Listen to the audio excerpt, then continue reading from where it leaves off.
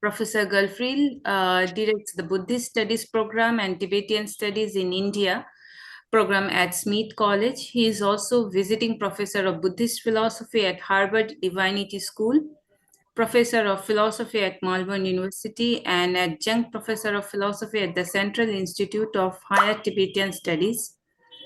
His academicinfluence.com has identified him as one of the 50 most influential philosophers in the world over the past decade.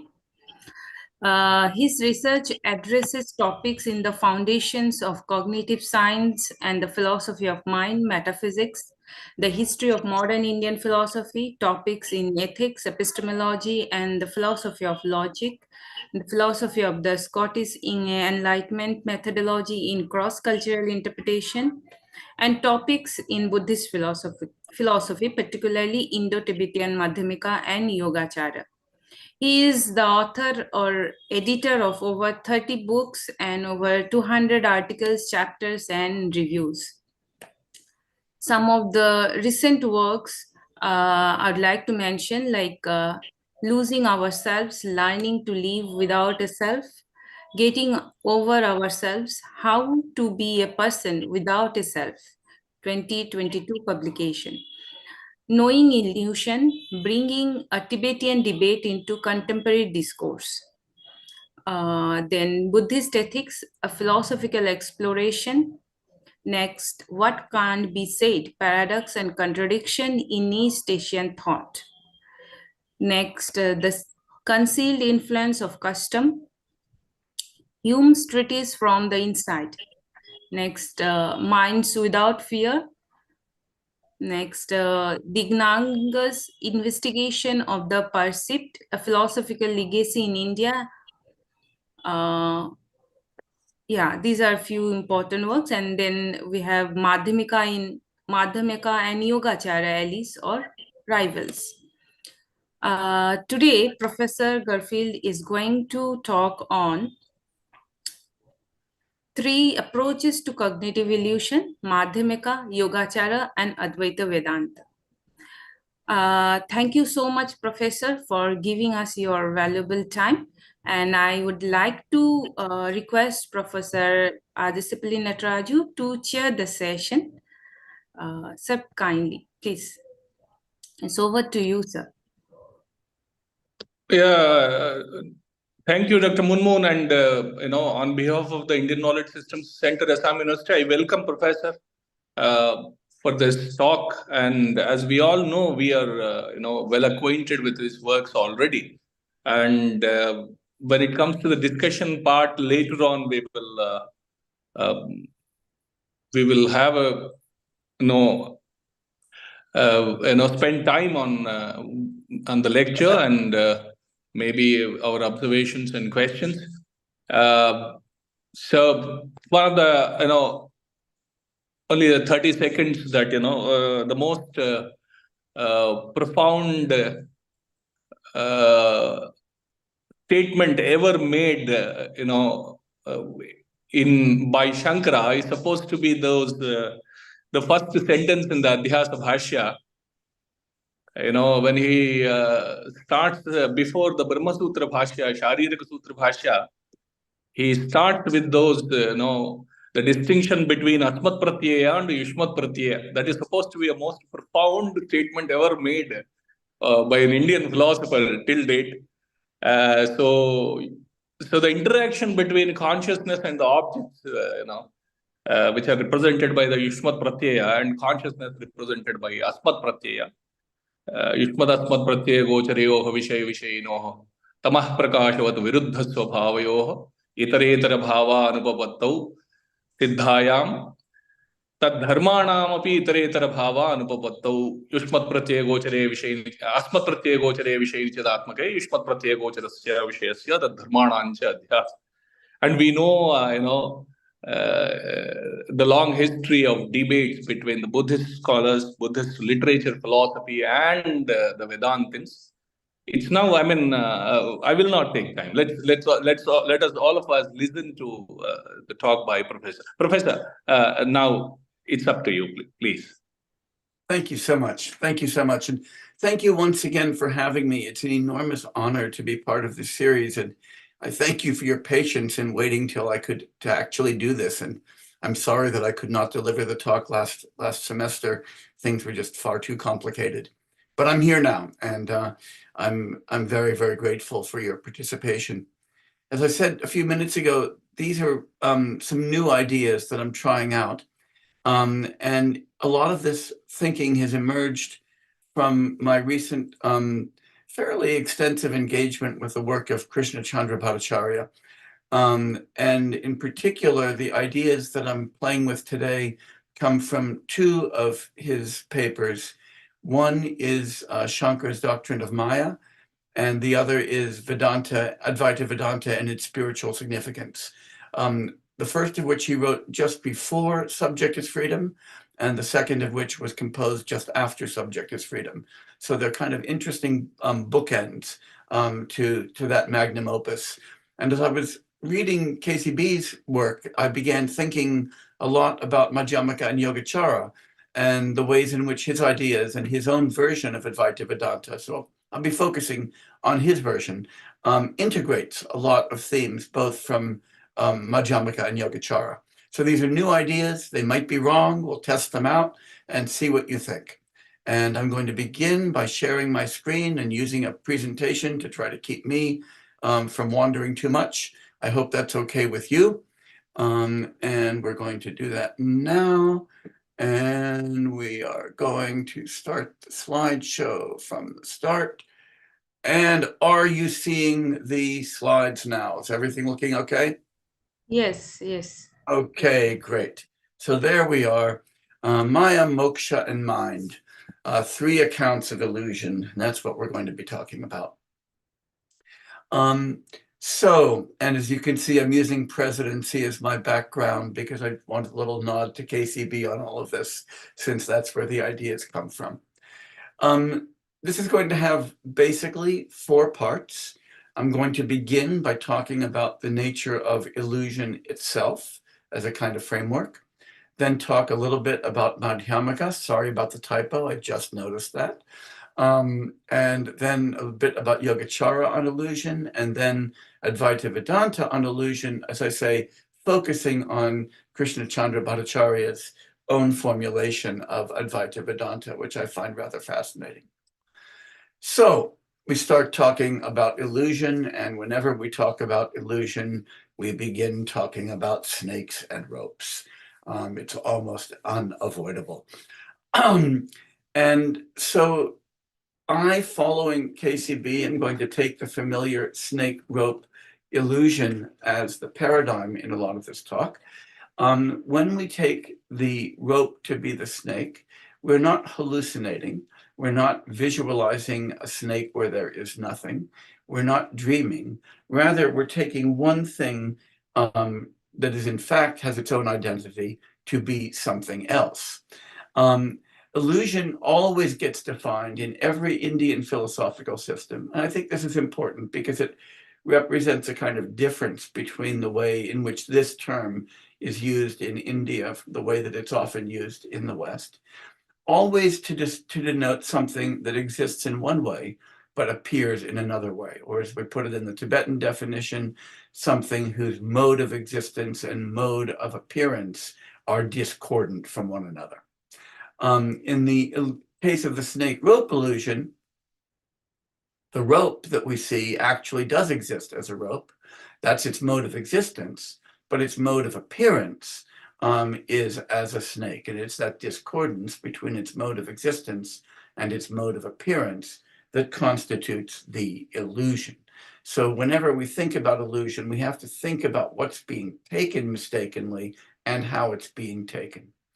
And when we understand an illusion, and I'm using that word understand here very carefully, that is when we know cognitively or inferentially, discursively, that something is an illusion, that's because that we understand that there's a difference between the mode of existence and the mode of appearance. We might still be sucked in by the illusion.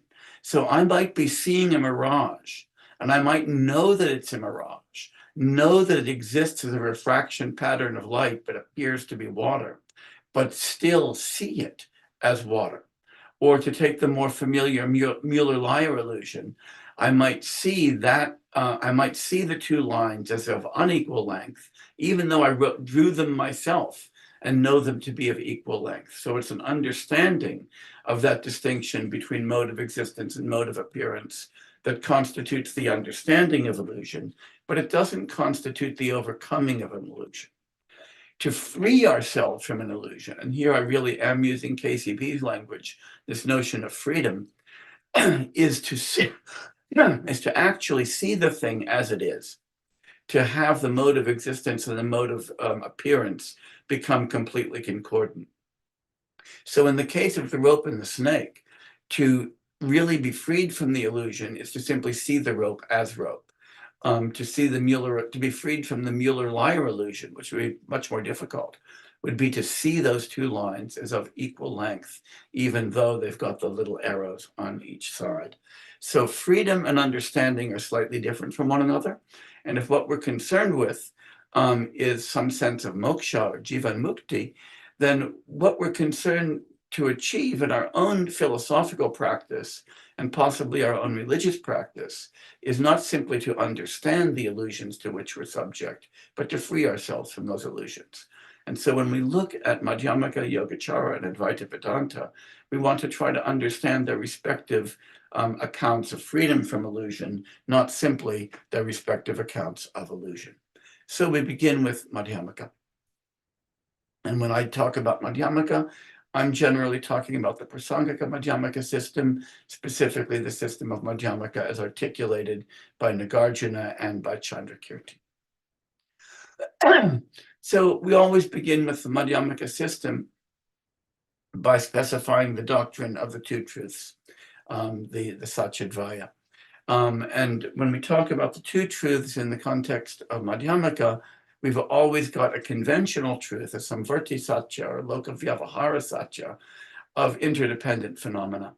That's the truth of the world that we normally inhabit, full of tables and chairs and people and computers and Zoom meetings and all of the stuff that we find around us. And it's important to see that conventional truth has to be understood as a truth, if only because there's a difference between getting it right and getting it wrong with respect to the conventional. It is true that I'm in the United States and many of you are in India right now. It is true that we're on a Zoom meeting. It's false that I'm on Mars. It's false that we're all meeting in the same room. And because there's a difference between truth and falsity, the conventional truth of samvarti satya constitutes a truth, a reality about which we could be right or wrong. That contrasts in the Madhyamaka system with the ultimate truth, with the Paramartha Satya. And that ultimate truth is the truth that all of the conventional phenomena that we see are merely interdependent, causally dependent, mereologically dependent, conceptually dependent phenomena, each of which, because of that interdependence, is empty of any intrinsic reality. That is, they do not exist on their own, they do not exist substantially, they do not exist essentially, they exist merely conventionally and on interdependence. And it's important that when we understand the relationship between the two truths from the standpoint of Prasangika Madhyamaka, as it's articulated in Mula Madhyamaka Karaka and Madhyamaka Avatara Bhasya, the two truths have a complicated relationship to one another. On the one hand, they have an ontological identity. That is, the ultimate truth is not ontically distinct from the conventional truth. It's an aspect of the conventional truth. It is the emptiness of the conventional truth of intrinsic reality. It's not as though we could dispense with the conventional truth and only have the ultimate truth. The ultimate truth is the ultimate truth about the conventional. So in that sense, they are completely identical. If we don't have conventional phenomena, we do not have their emptiness. Just as if we don't have a sky, we don't have the blueness of the sky. If we don't have conventional phenomena, we don't have the emptiness of conventional phenomena. And if we don't have the emptiness of conventional phenomena, we don't have the ultimate truth. On the other hand, the conventional truth and the ultimate truth are also conceptually distinct. One is the actual empirical reality of tables, chairs, people, horses, dogs, and Zoom meetings. The other is their emptiness of any intrinsic identity. This is put beautifully by the Tibetan philosopher Tsongkhapa in the 15th century, when he says that the conventional and the ultimate are extensionally equivalent, intentionally distinct. That is, they end up being exactly the same things, but presented under different modes of presentation. In the same way, we might say that the President of the United States is both the leader of the Democratic Party and the commander-in-chief of the armed forces. But to be the commander-in-chief of the armed forces is not to be the leader of the Democratic Party. Those are extensionally identical in Joe Biden, but they are intentionally distinct. One could know that he was the leader of the Democratic Party without knowing that he was the commander-in-chief of the armed forces. But you can't kick the leader of the Democratic Party without kicking the commander-in-chief of the armed forces. So similarly with the conventional and the ultimate truth, you can't see something that's conventionally real without seeing something that's ultimately empty, but you can know that it's conventionally real without knowing that it's ultimately empty. Madhyamaka accounts of illusion rely on a familiar stock of examples. And I'm really going to be focusing on examples here to understand the difference between Madhyamaka, Yogācāra, and Advaita Vedānta understandings of the nature of illusion. One is the notion of the mirage. When we see a mirage, we see something that does exist as a refraction pattern of light, but has a mode of appearance as water. So its mode of appearance and its mode of existence are quite different. And in particular, in the context of the Madhyamaka deployment of this example, we say that the mirage is empty of what it appears to have. What it appears to have is water, but it's empty of water. And so like the mirage, conventional truth, while it appears to have intrinsic identity, is empty of that intrinsic identity. And the mirage analogy gives us that notion of something that appears to be full of something, but is in fact empty of it.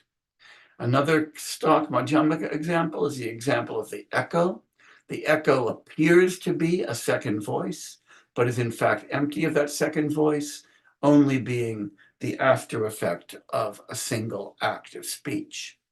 Or the third analogy that we often see is the analogy of the face in the mirror.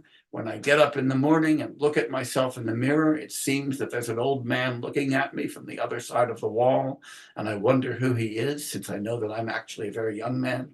But there it is. It's just me appearing in the glass. It's not actually another figure. It's empty of existing behind that glass and exists only as a reflection. So each of these examples illustrates the illusory nature of conventional reality by showing us that conventional reality appears to be something that it's not. It appears to be full of intrinsically existing phenomena when it's in fact only full of empty phenomena. And so when we look at the difference between the mode of appearance and the mode of existence, and the nature of the superimposition, the samaropa, the adhyasa that's involved in illusion from the standpoint of Madhyamaka, it looks this way. The difference consists in whether something exists with or without intrinsic identity. That is, conventional phenomena appear to exist with intrinsic identity, but they in fact exist without any intrinsic identity, empty of it. And the superimposition, the adhyasa or the samaropa, for speaking in the Buddhist language, is that we superimpose intrinsic identity on something that lacks it. Just as in the case of the mirage, we superimpose water on something that's just a refraction pattern. In the case of the echo, we superimpose a second speaker over something which is just an after effect of a first act of speech. And in the face in the mirror, we superimpose a guy behind the mirror on something that's just a reflection of something in front of the mirror. And from the Madhyamaka standpoint, to be liberated from that illusion, To escape from that illusion, to become free, is to see things as empty of intrinsic existence. Again, it's not just to know that things are empty of intrinsic existence. We can do that just by reading a Madhyamaka text and performing the reasoning. Nonetheless, even after we've read the text, when we look around us, we see a conventional world, but we see it as a world of intrinsically existent phenomena.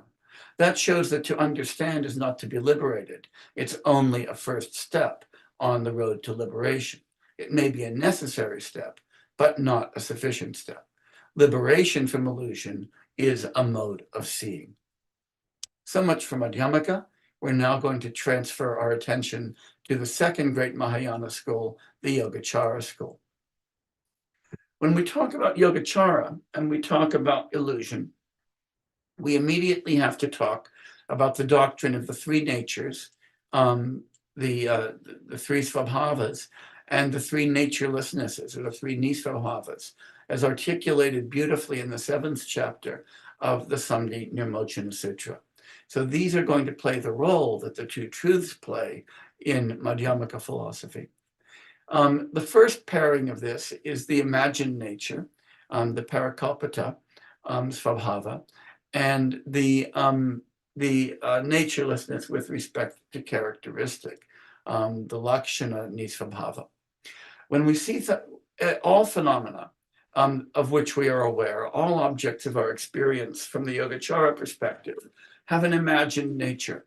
That is, we imagine them to exist dually, to exist outside of our consciousness as independent objects in the world that have the natures that we perceive them just by themselves without our perception. But in fact, Yogācāran scholars argue these things are natureless with respect to the characteristics we take them to have. So for instance, I take the sky to be blue, or I take an apple to be red. But in fact, that blueness and that redness are perceptual cognitive constructions of my nervous system in reaction to those things. In reality, there's no redness on the apple, no blueness in the sky. The redness and the blueness are projections of my own mind. The sky is natureless with respect to blueness. The apple is natureless with respect to redness. But each of them is imagined as an object of experience as having those characteristics. If I don't imagine them as having those characteristics, I'm not perceiving the sky, or I'm not perceiving the apple. But I should understand that in fact that perception is illusory. It's a projection of characteristics that I construct in my own mind onto things that I take to exist independently of that mind.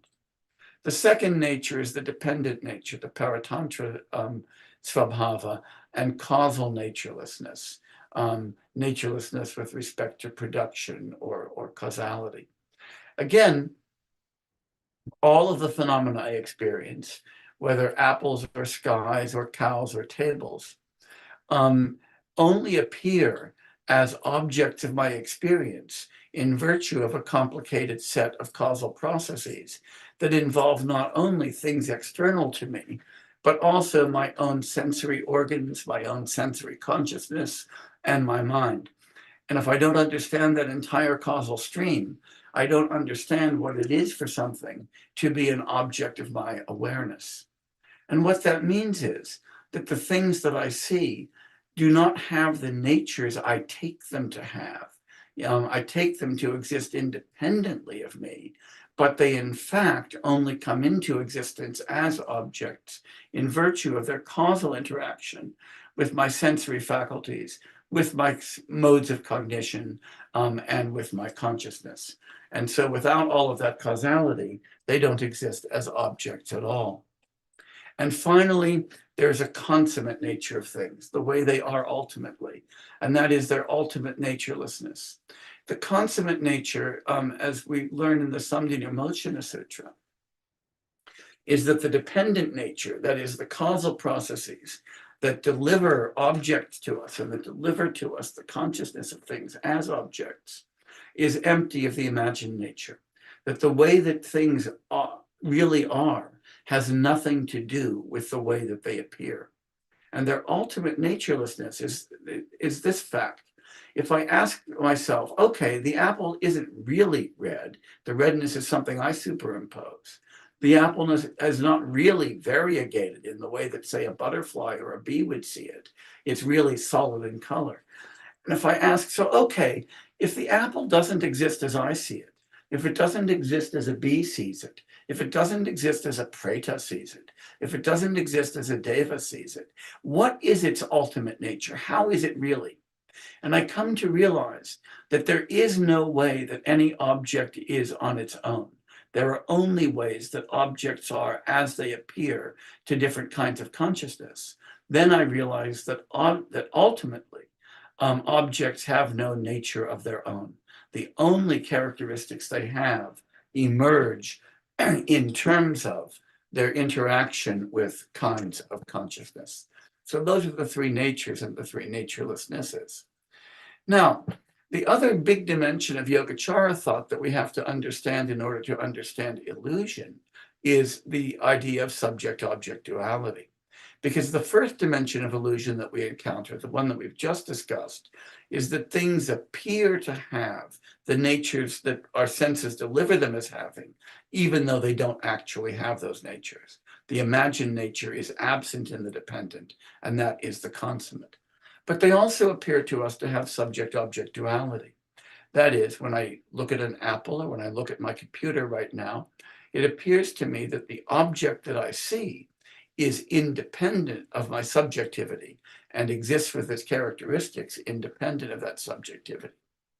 But Yogācāra reveals to us experience is primordially non-dual.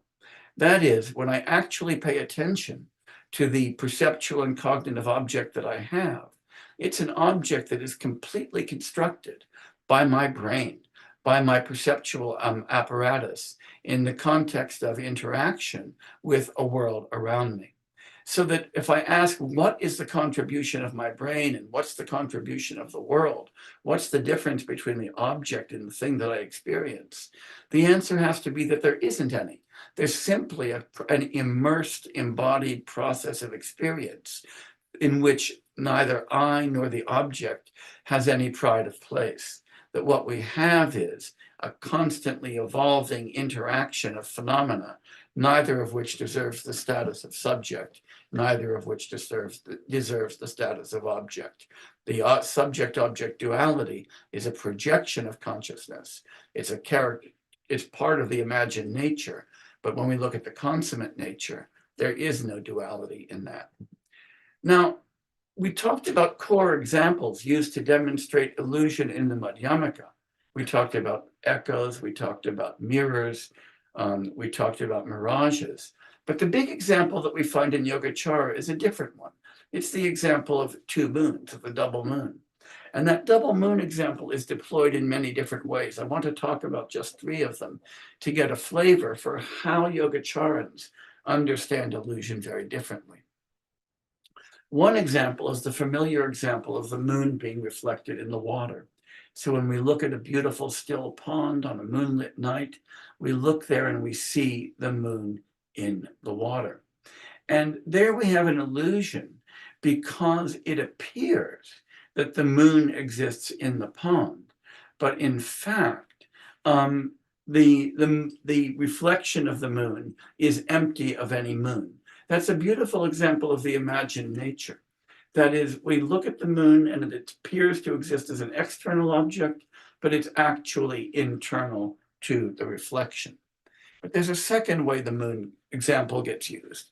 This is the example of somebody who's had a little bit too much to drink, or maybe suffers from some eye disease and looks up at the sky where there's only one moon and sees two. Here what we see is that the perception, the perceptual experience that I have is contains two moons, but in fact that is that's only possible because of some disorder in me, whether it's because I've been drinking too much or because I've got a difficulty with my retina or something like that. The appearance that I have is an appearance entirely conditioned by consciousness, not an appearance conditioned by external reality. So once again, the illusion to which our attention is drawn is the idea that our own experience somehow directly reflects external reality. But the third and the deepest way that this is deployed, and this is discussed beautifully by the 18th century Tibetan scholar Gugtang Rinpoche, is the example of the moon in the mirror.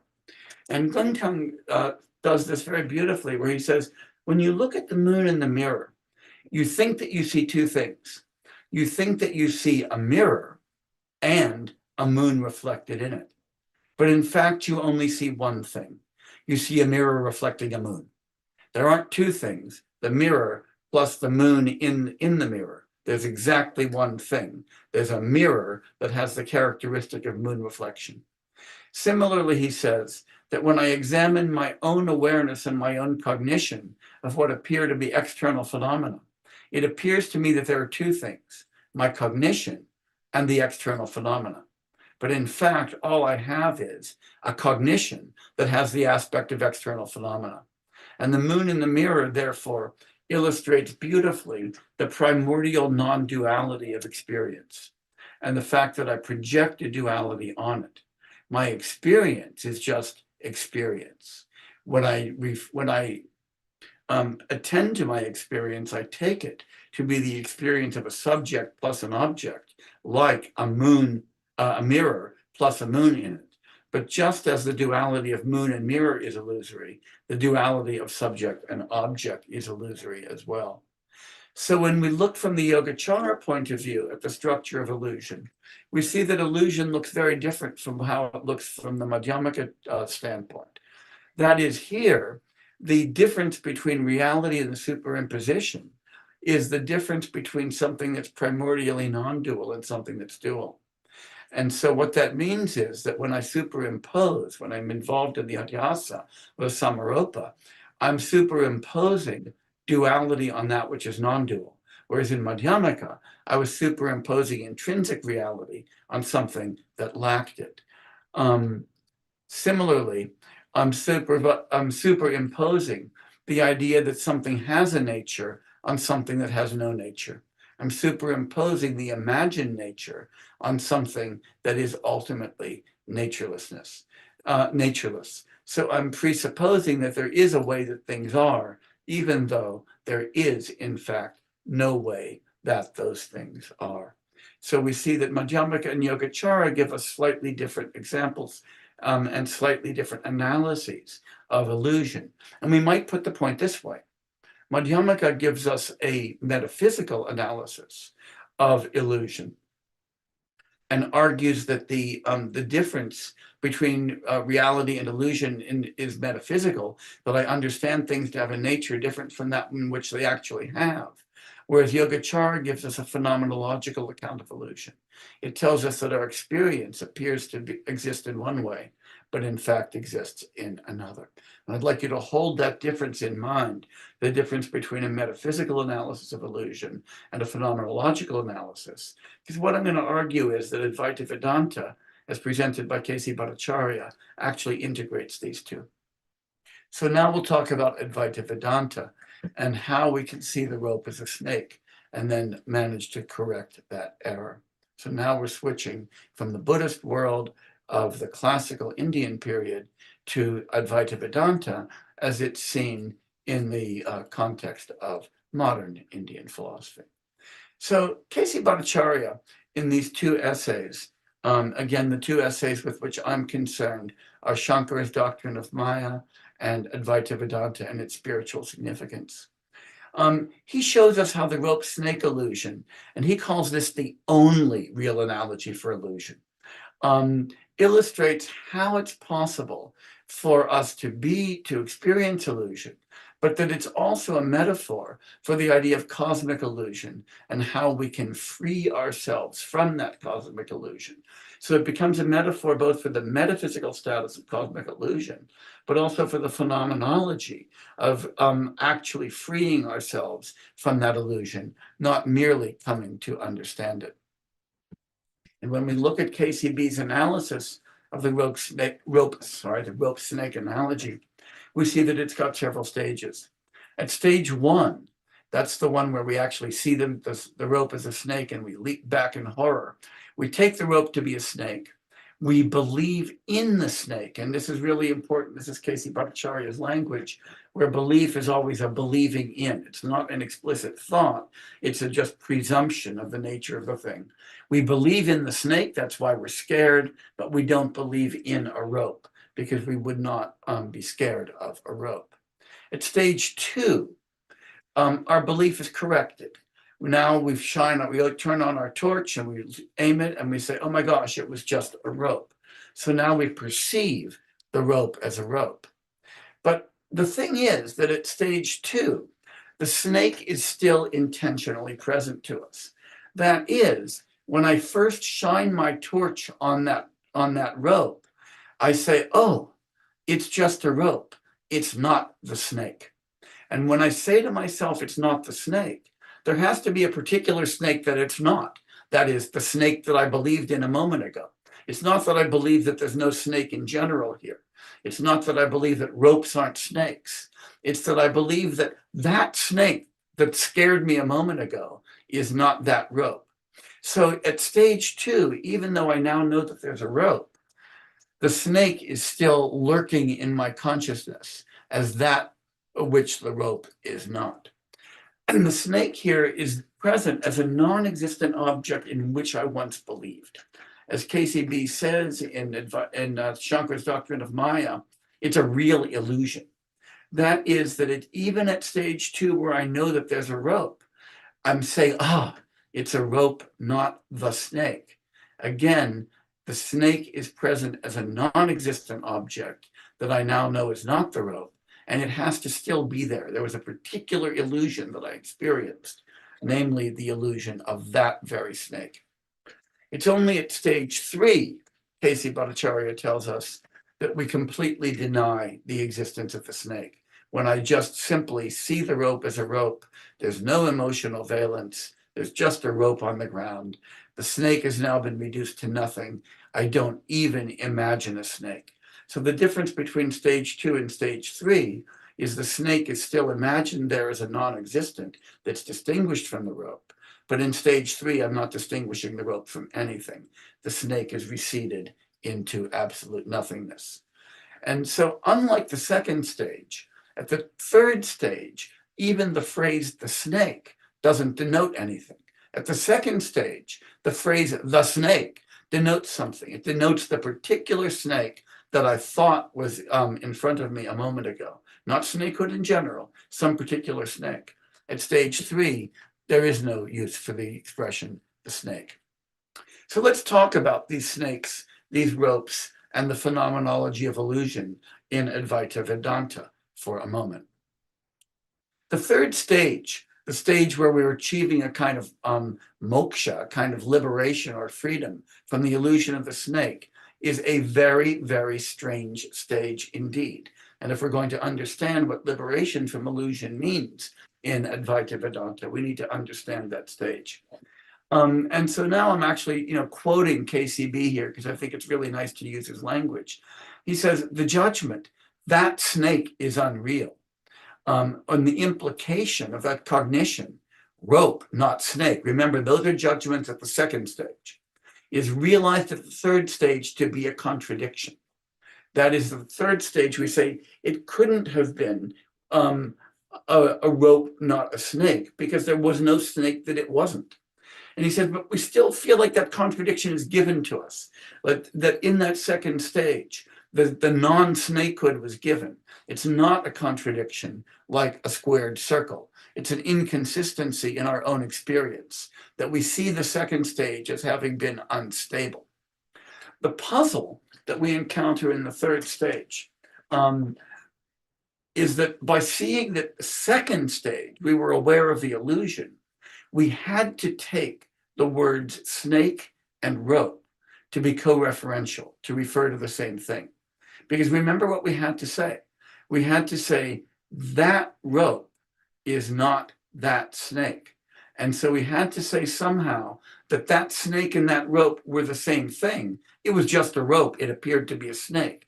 But we also know that no rope can be a snake and no snake can be a rope. So we have this cognitive tension at the second stage that we recognize in the third stage. And so, as KCB says, in the third stage, even though that snake is reduced to nothing, both objectively and subjectively, that is, it's not an object and we've stopped experiencing it, we still at that third stage say, there never was such a snake. And when we say there never was such a snake, that snake is still a positive non-existent.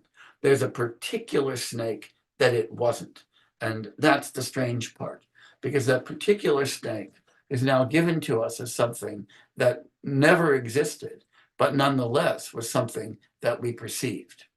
And that requires us, as KCB says, to see us, and this is why he says the snake rope analogy is the only real analogy for illusion, that what is given to us, that our sensory experience, like in that first case, in that first stage, the snake was given to us as something that our senses saw, is false. That is, it's deceptive or illusory.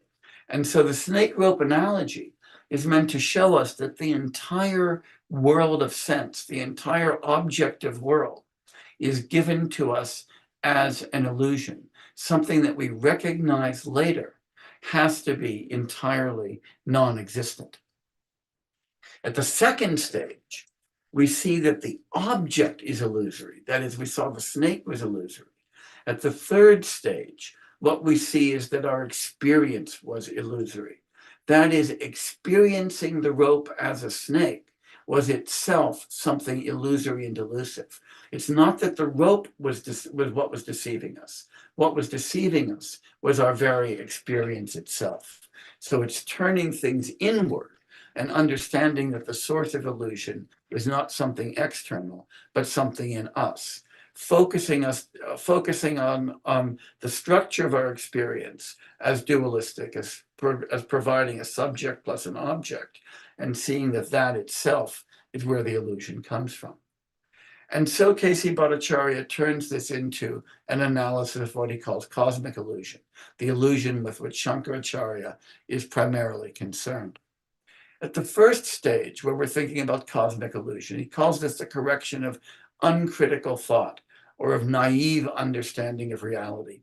So at the first stage, I take reality naively to exist just as I experience it, as the Yogācāra suggests that we do with respect to the imagined nature. I look around, I see red apples, and I think not only are they really red, but that red is independent of my perceptual processes. It would be there even if I didn't see it.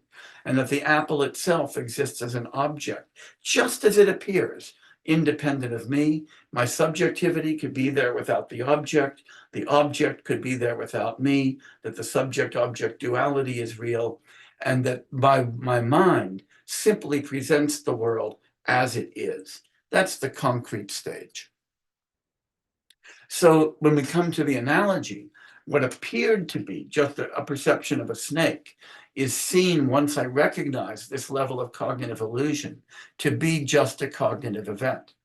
And similarly, when I'm correcting uncritical thought at the first stage of the correction of cosmic illusion, I'm seeing that what appears to be the perception of the world is nothing but a bunch of cognitive processes that I mistake for a kind of deliverance of the given, a deliverance of the world as it is. At the second stage, though, we're getting a little bit deeper into the correction of cosmic illusion. We have to correct critical thought.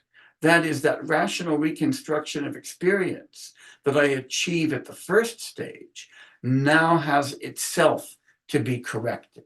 That is, I now, at the end of the first stage, I say, oh, apples, tables, chairs, computers, and people, they're just my cognitive constructions, and they only exist as I see them in virtue of those constructions.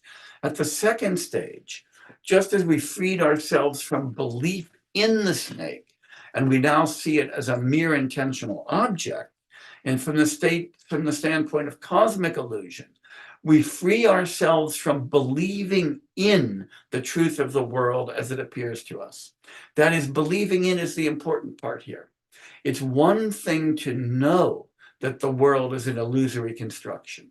It's one thing to know that everything we experience is merely what our brains have done to us in response to causal interaction with God knows what. But it's another thing to stop believing in it. Every one of us can reason quite easily into the claim that the world we experience shows up for us only as a set of brain processes.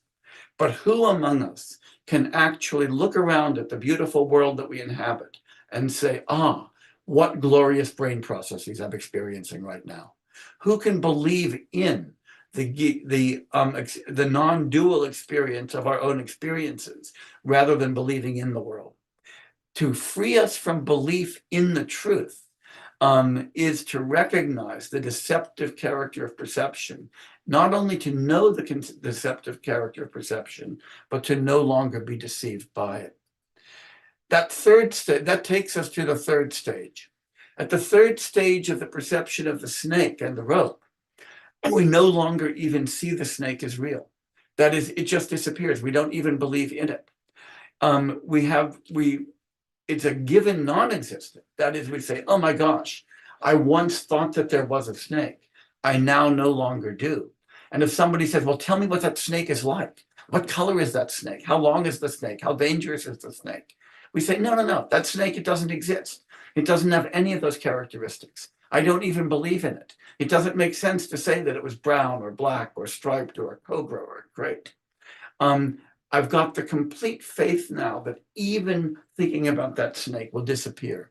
And again, that's a kind of shraddha, a kind of conviction that I can get to a stage where that snake is no longer even a possibility for me. And from the standpoint of cosmic illusion, what would it be to be completely freed from? It would be to no longer even believe in the world that we construct. No longer to believe in red apples and blue skies and brown snakes, but only to believe in the construction, to only believe in the cognitive functioning of subjectivity that leads us to experience those things as though they were real. And this is where K.C. Bhattacharya, in that second beautiful phrase, that second beautiful paper, Advaita and its spiritual significance, tells us that faith, or shraddha, comes into philosophical thinking. Because when at the third stage of the correction of illusion, we've come to recognize that even what we mean by reality is incoherent. Since what I mean by the difference between a real apple and a hallucinated apple, for instance, is that a real apple is an apple that exists independently of my experience, where a hallucinated apple only exists in my experience. That a real snake is a snake that could actually bite me, but a hallucinated snake is a snake that I only imagine. But that really requires a notion of reality. That means that to be real is to exist externally to subjectivity, to be free of, to be dually related to subjectivity. And that means that the idea of reality itself is incoherent, that the only kind of reality there is the reality of illusions. And that means that there is no difference between being real and any opposite, being real and being unreal. That duality of reality and unreality is itself an illusory duality. And that means if there's no difference between reality and illusion, there is no illusion either. That is, if we thought that the message of Advaita Vedānta is that there's a profound difference between tattva and maya, between reality and illusion, we have to come to see that that itself is one more duality. That while we thought that we were simply confronted with a world of illusion, and that if we rolled up that screen, we would see a world of reality, we've now come to see that there is no such screen, there is no such illusion, and there is no difference between illusion and reality.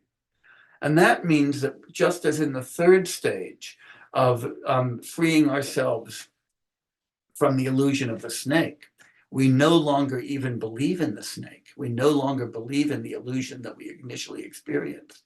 In the third stage of the achievement of moksha, of freedom from cosmic illusion, we free ourselves from even believing in the reality of illusion as illusion.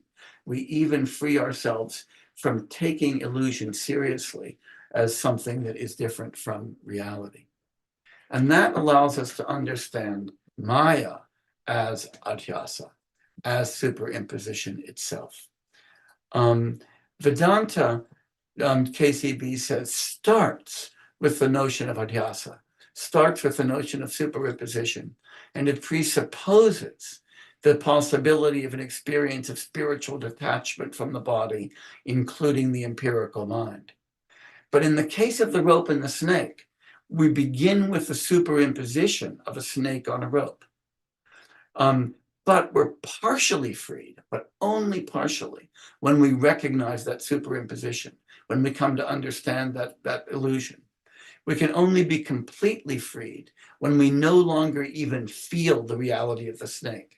When we look at that rope and we don't even feel that tingling of fear that we once felt when we thought that it was a snake. The task of philosophy as a spiritual practice is first then the demonstration that adhyasa, that superimposition is illusory. First coming to understand that cognitively. But then you're not done with philosophy. If that's all philosophy is done, philosophy hasn't transformed us.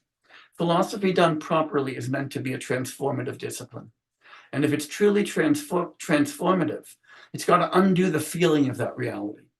We've only finished our job from the standpoint of Advaita, when reality no longer confronts us as something that we see as different from ourselves, or even as something that we see as an illusion, but simply is experienced as experience itself.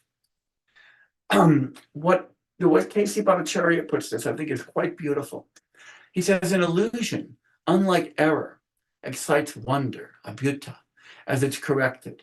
One's appreciation of something as illusory involves a peculiar feeling of the scales falling from our eyes. To be aware of our individuality as illusory, that is, to be aware that our very subjectivity is itself an illusion, would be to wonder how we could feel to be an individual at all, to wonder at our own implicit belief in the identity of our mind with our body. Somebody can take identity to be illusory only if he feels it to be impossible and yet cannot deny its appearance. What does this mean?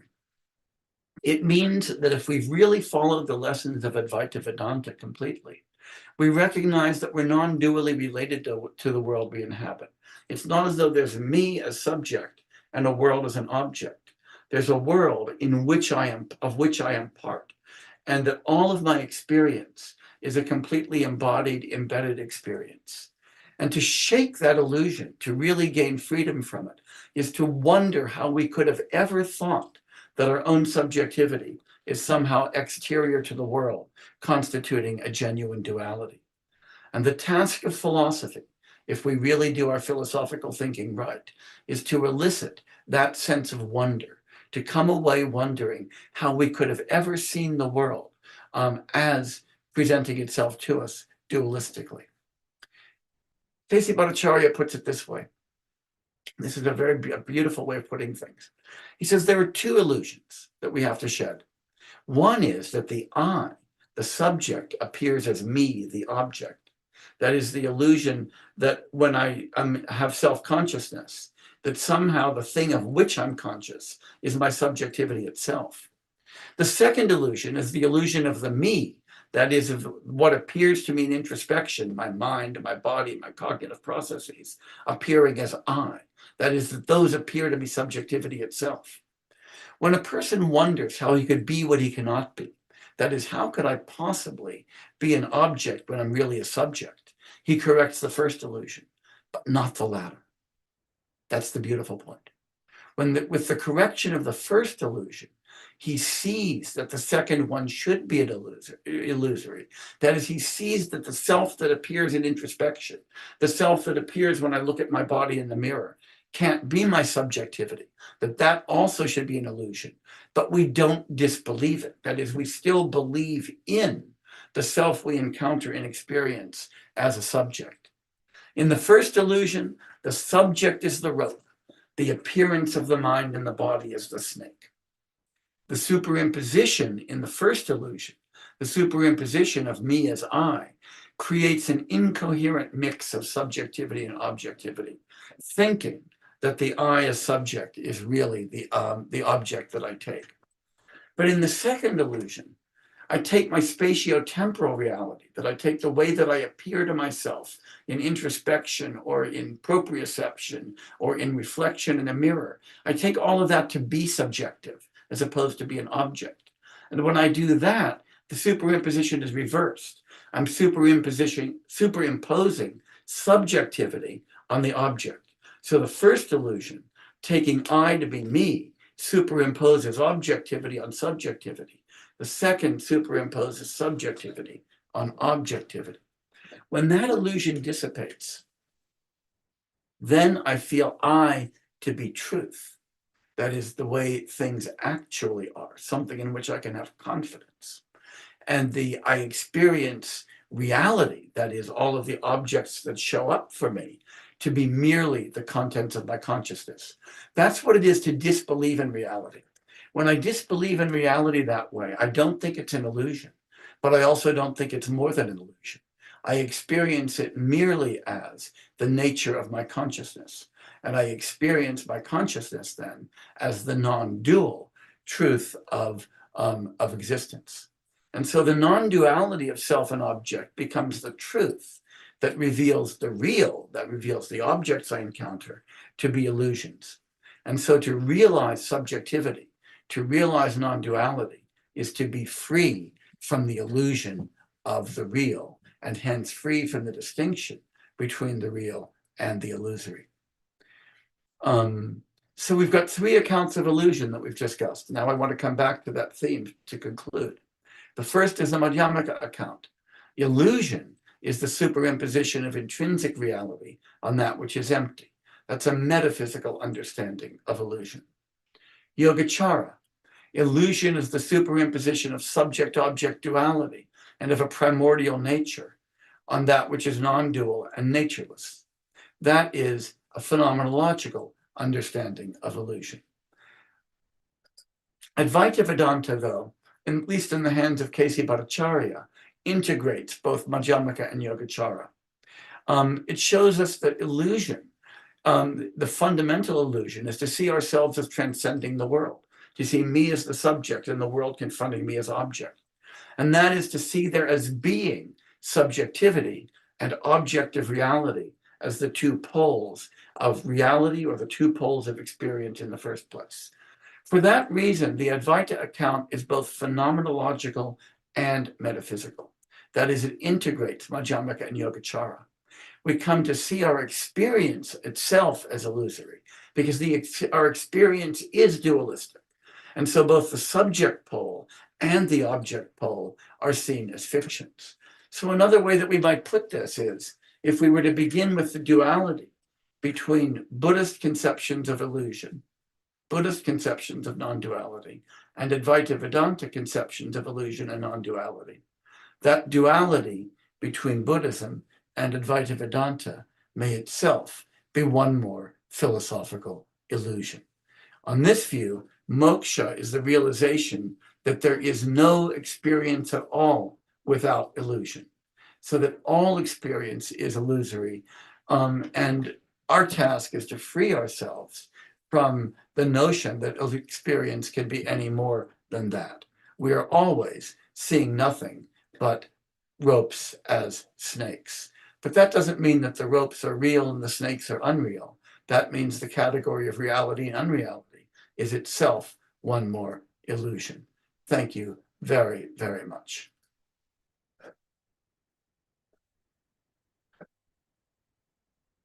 And now we are going to stop the share and we're back together. Thank you, Professor, for this very, very interesting presentation. You have enriched us so much, and it's a very, very debatable, very complex concept and highly debatable concept. And the way you have presented it, starting from Madhyamaka, then Yogācāra and Advaita point of view, about the very nature of illusion. It's very interesting, and I believe now we can have some questions from our participants. Do you have some time for discussions? Yeah, thank you so much. So now it's open for discussion. I request our participants, please come on video, and you can state where, raise your question, queries, doubt, anything, please.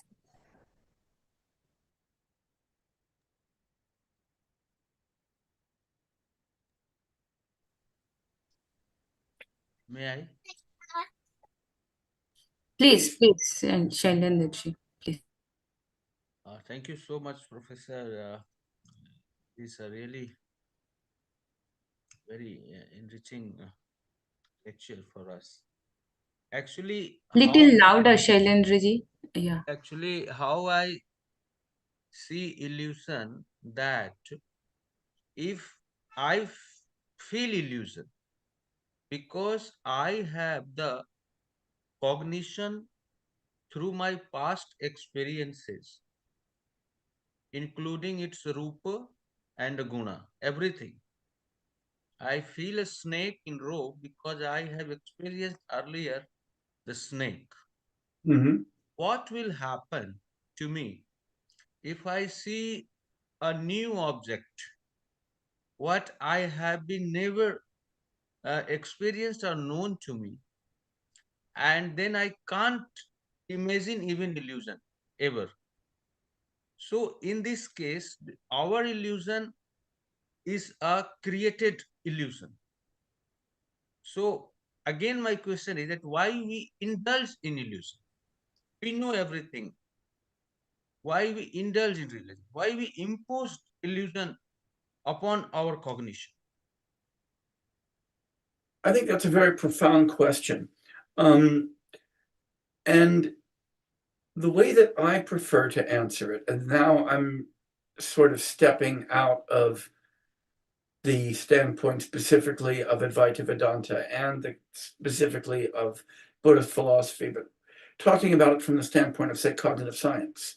And I have to say that one of the reasons that I read Vedanta and one of the reasons I read Buddhism is to learn from them, not just about what people thought in classical India, though that's important, but also to enrich our own understanding of our own cognitive lives.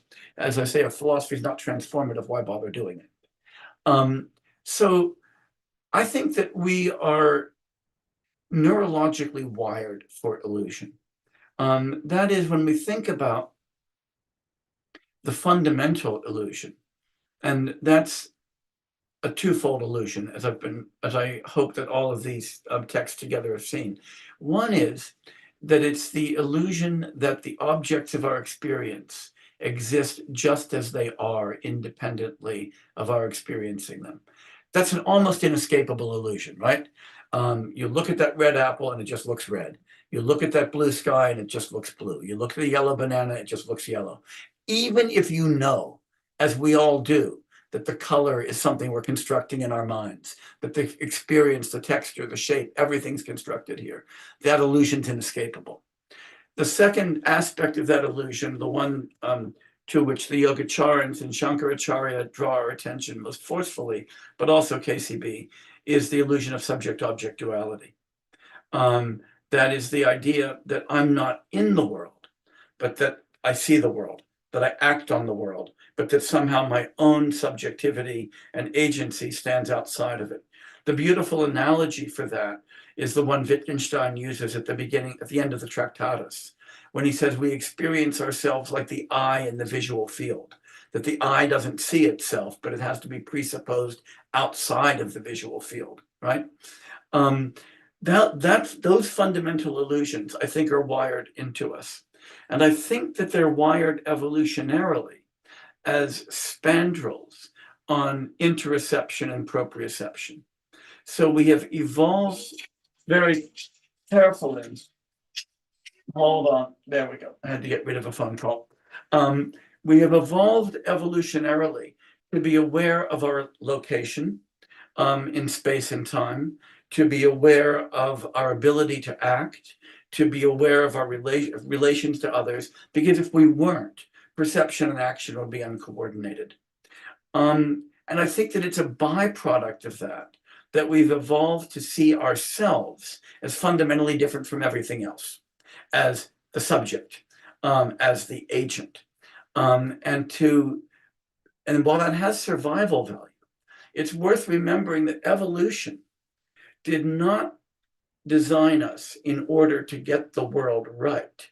It designed us to live long enough to reproduce and to raise our young to the point where they could reproduce. And it's probably easier to do that with a perceptual and conceptual system that represents the world dualistically and that represents external objects as fundamentally real than one that represents dualism as illusory and external objects as illusory. And so philosophy might be trying to undo something that has survival value in order to get at truth. I take it that it's our job to get at truth, not to kind of reify reality.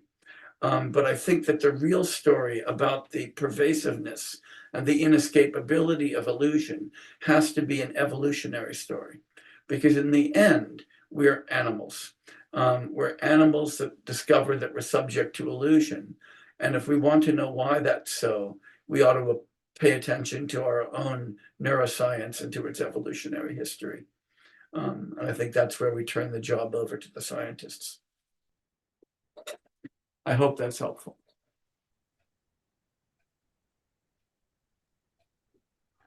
Professor Garfield, may Yes. I discuss a point which sometimes I feel very problematic. The one thing very followers that Buddha's a paticca samupad, and in Madhyamaka, the pratitya samutpad. Paticca samupad is the foundational discovery by the Buddha, and it has the ontological status, and of course it's a dynamic reality. But in Madhyamaka, it's an interpretation, or you can say it's interpretation or revolutionary interpretation by Nagarjuna. And this is interpreted in a very different way. And to such an extent that as if that one is a phenomenal reality or something like this one. That is one thing. And without that, I can't move from early Buddhism to Madhyamaka. And another one is that, which is for me, only a few days back, I was reading that we gave the matrata, but and then you have Yogācāra, Vijnanvad, or Vigyapti Matrata. Vigyapti Matrata is so problematic for me also, where illusion is very much hidden there. And let me give the example that there are different levels. For example, waking status, which has material objects, and so far as the dream is concerned, it is only in the mind. And awakening with the ultimate reality without a prapancha. So, I mean, here I feel that the sphere of material objects is a consciousness only, or pragati bharata. So this I'm very confused about this one, or a little bit clarity. So illusion in this case, if I take all these things which are interrelated, so if you kind of highlight on this one, so for the Vigyapti Matrata is concerned. And what is the relationship? Because in your presentation, Yogācāra is emphasized as very much, and which is Samadhi level, for example, which is, I have not found any formula in the Yogācāra. There are materials, of course, but I have not read it. So if you can please clear it, uh, uh, or if you feel that Vigyapti Matrata Siddhi is full of illusions or some kind of treatment of this one, all sorts of things. Maybe that I'm not clear enough, of course. So two points, these 2 points, Paticca Samvad, Pratitya Samutpad. How can Nagarjuna challenge Buddha's discovery? How can? I mean, this is very, for me, it's a very challenging revolution. Okay, please. Okay. So I can comment on each of those briefly. Ji. The first one, I don't believe that Nagarjuna's understanding of Praticca Samutpad is inconsistent with that of early Buddhist teaching at all. The Buddha argued that all phenomena are dependently originated. And Nagarjuna accepts that completely. If you look at the 40th shloka of chapter 24, he says, whoever understands Praticca Samutpada understands suffering, its cause, its release, and the path, that everything is dependently originated.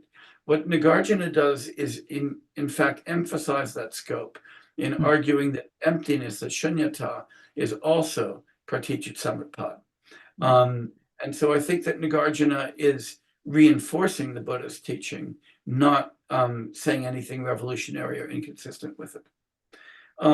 As to the second, when we talk about Vinyadvada or Yogācāra and the conception of illusion that's operative there, I think that it's really important to focus on the Samdhinirmochana Sutra, which is really where this is articulated most clearly. And most clearly in chapter 7, the questions of Paramatta Samagata. There, it's made clear that the sense in which all phenomena are illusory is that they are all experienced as dually related to subjectivity. The illusion is the superimposition of subject-object duality. The other way that it's put is that the illusion is the superimposition of the imagined nature on the dependent nature, and that reality is the absence of the imagined nature, the absence of the parakalpita svabhava in the paratantra svabhava. That's what the paranishpana svabhava is. And so the adhyasa, the superimposition in this case, the illusory superimposition, is taking the qualities that we imagine things to have and superimposing them on the things themselves. And in that sense, I think it's very important to see Yogācāra as distinct from Madhyamaka in the following respect. Not that Madhyamaka argues that things are real and Yogācāra argues that they're not, but that Madhyamaka gives us an ontological analysis of emptiness and of the illusion of intrinsic reality. And Yogācāra gives us a phenomenological analysis of how we perform the superimposition of intrinsic reality on things that lack it. And so I don't think that there's a tension between those two. I think they're asking different questions. Madhyamaka is asking the question about the fundamental nature of reality. And Yogācāra is asking the question, okay, then what's the nature of the illusion and how do we actually perform it and why? And the last one, just one sentence that I have very, actually now I was just struggling with this one. I read your books and articles also, and of course I benefited. But at the same time, let me say like this, what if I have understood? And one thing is very clear so far as Nagarjuna is concerned, that he has no pratigya, okay? That is clear. And that's why he has no point of view. But you see, if he stops at the level of prapancha shunyata, for example, the emptiness of all, and this means he is living something, and he takes a position of a point of view, but he is not explaining or describing, but he is holding a position, but not explicitly. Well, the question about pratijna was not the topic of this talk. So I'm not going to go deeply into it. I've written about that elsewhere. As you say, it may be clear that Nagarjuna in Vigraha Vyavartani denies that he has a pratijna. What's not clear is what he means when he says that. And there are different ways to read that denial. Some of those are paradoxical, some of those are not. But I think that it's fair to say that that's not the denial that there is a darshana that he is trying to advance, right? So it's very useful to distinguish between, say, as Chandrakirti does, between a shunyata drishti and a shunyata darshana. And Nagarjuna is trying to articulate a shunyata darshana that's free of a shunyata drishti.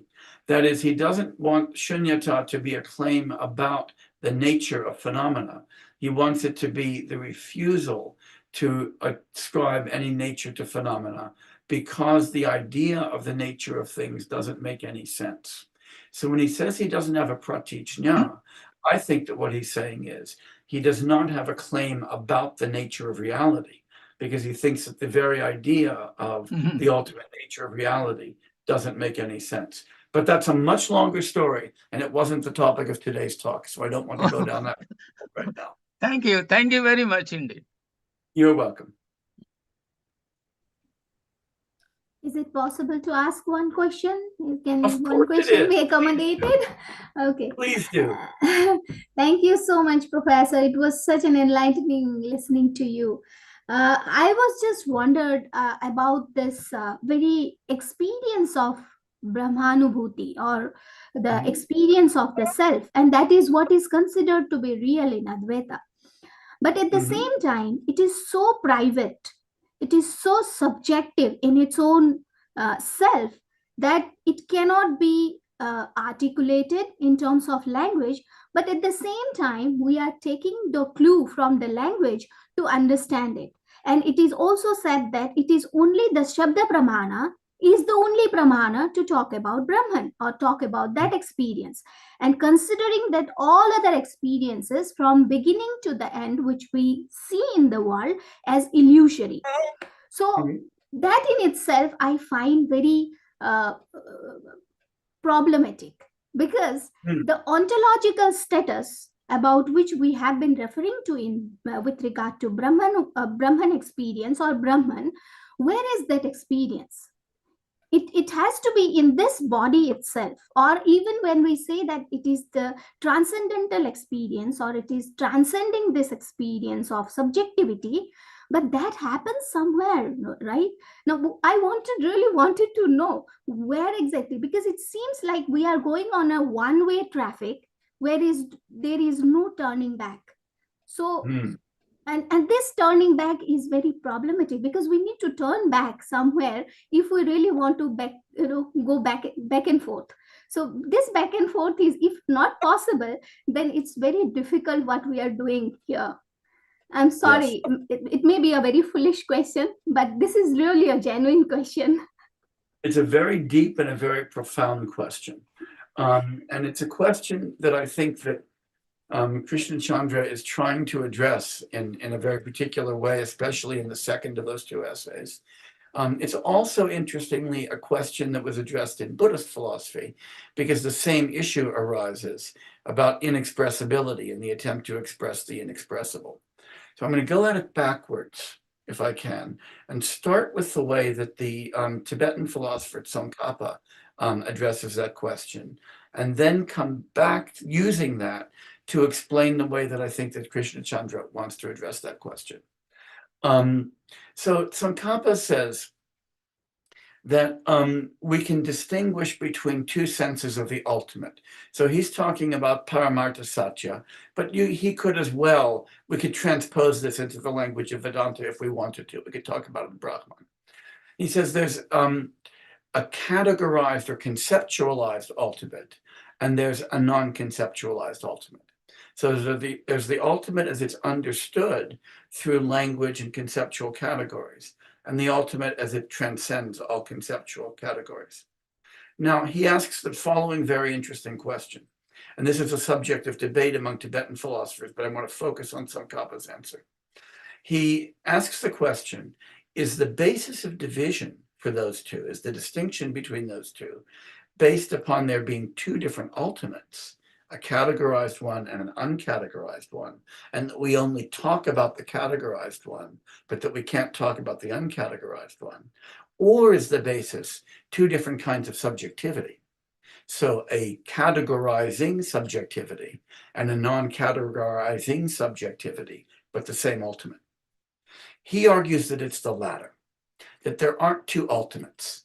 There's one ultimate, or if we were putting this in the language of Advaita Vedānta, it would be there's not two Brahmans, a conceptualized one and a non-conceptualized one, there's just Brahman. Instead, Tsongkhapa said, there are two ways of approaching, two ways of thinking about it. One way is to do it through concepts, and the other way is to do it through direct experience. But that you, in each case, you're encountering the same ultimate, or we might say encountering the same Brahman. And he argues that if you want to encounter the ultimate non-conceptually, the only route to that is to first encounter it conceptually. Because you first have to understand and know what it is you're going to encounter non-conceptually, or you might simply have some, experience of being drunk or being stoned and say, "Wow, I've got the Brahman," right? Because you can't recognize it when you see it. So you first need to learn it conceptually, and then to learn to transcend conceptualization.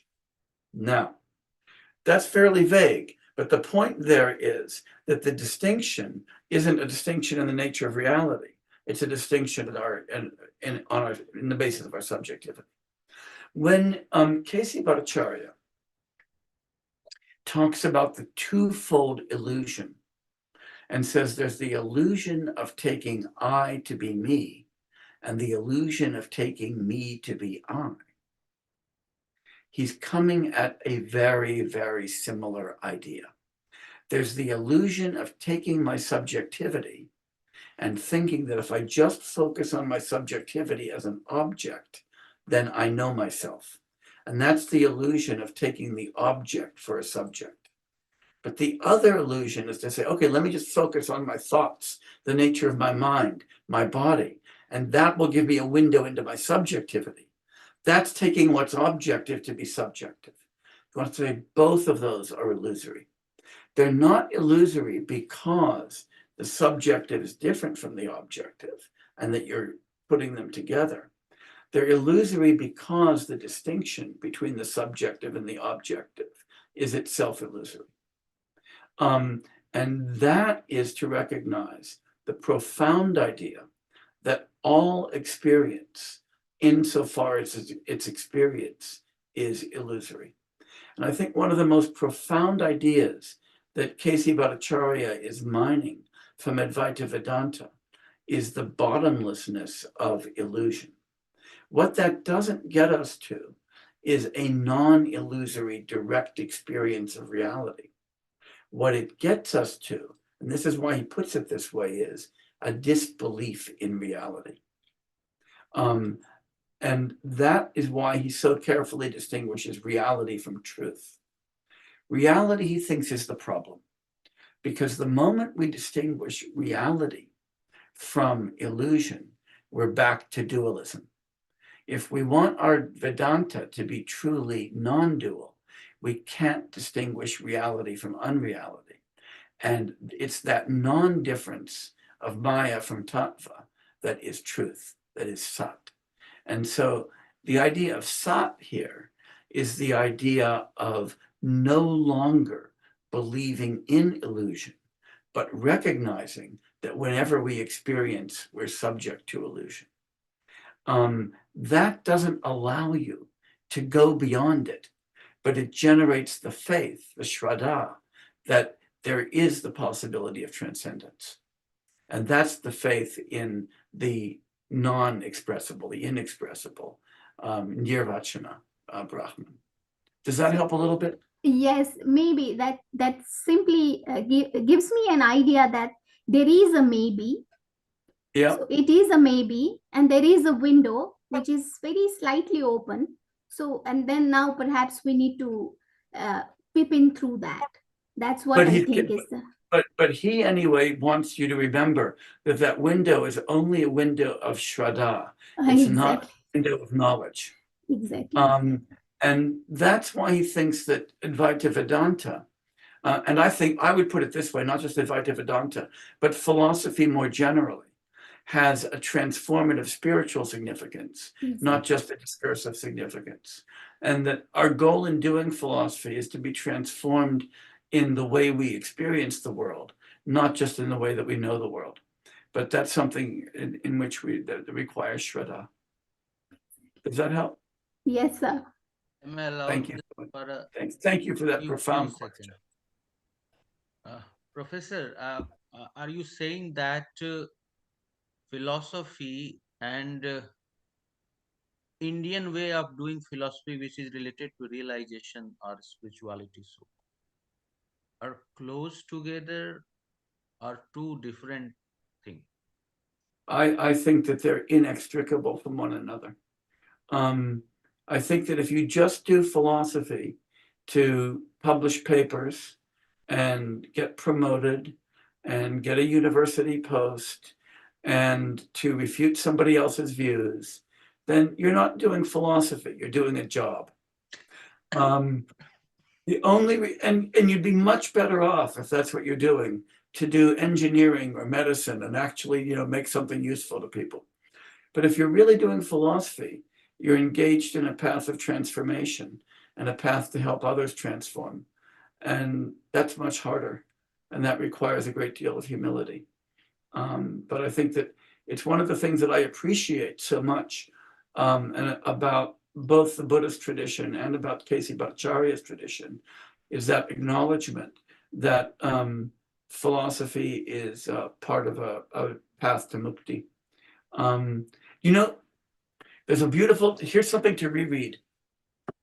Everybody knows who the first president of the Indian Philosophical Congress was, right? Who was our first president? Dr. Radhakrishnan? No. Rabindranath Tagore. Sorry. Yeah, Rabindranath Tagore. Was the first president. And you remember the title of his presidential address, the first presidential address of the Indian Philosophical Congress? It's Pathway to Mukti. And he was trying to explain why philosophy is and can only be a pathway to mukti.